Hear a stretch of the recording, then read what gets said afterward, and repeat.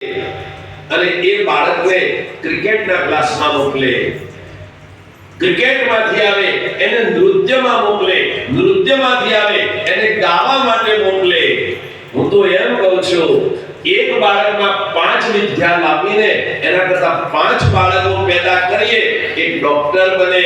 હિન્દુઓની જે સંખ્યા ઘટે છે ને એ વધવા લાગે. કૃષ્ણ કનૈયા. ભગવાન ઋષિ પ્રભુ સ્તંભ ભાડીને પ્રગટ થયા અને હિરણ્યકશ્યપની પાછળ દોડ્યા છે. હિરણ્યકશ્યપ ખડખડાટ દાંત કાઢે, પ્રભુ હું ઉપર ન મરું, નીચે ન મરું. ભગવાન કે તું ચિંતા કરીશ નહીં, તું મારી ગોદમાં છે. પ્રભુ હું અંદર ન મરું, હું બહાર ન મરું. ભગવાન કે તું ચિંતા કરીશ નહીં, તું તારા ઘરના ઉંબરા ઉપર છે.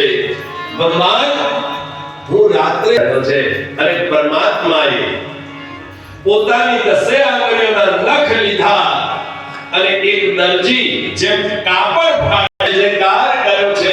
બોલીએ ઋષિ નારાયણ ભગવાન કી છે. પ્રહલાદજી ભગવાનની ગોદમાં બિરાજ્યા છે. એક ગાય પોતાના વાછરડાને ચાટે એમ ભગવાન ઋષિ પ્રભુ વાછરડા પ્રહલાદ દેવતાઓને પીવડાવ્યું છે.